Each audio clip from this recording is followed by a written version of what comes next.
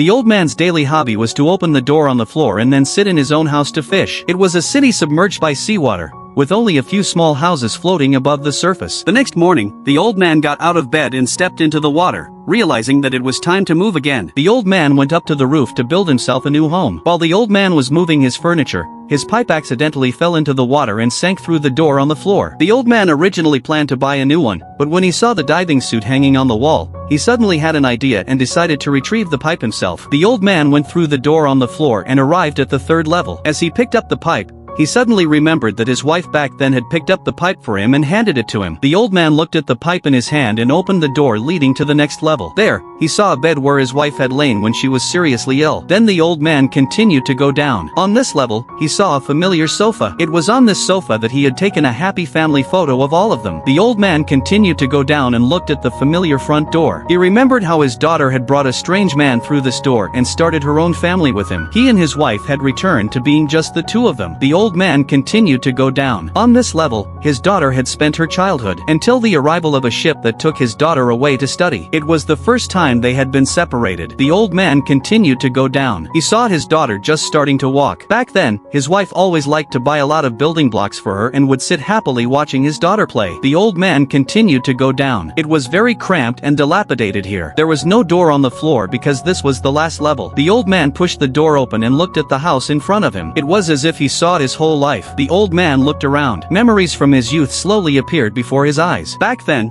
this place was not an ocean. Under a tree, he and his wife had grown up together from childhood, eventually becoming a real family. Then they built a home of their own, small but cozy. The old man went back to the room and picked up the wine glass that had fallen on the floor. On a night when he was alone, the old man filled the glass with wine. With a clear clinking sound of the glass, the old man seemed to return to that little house of memories once again.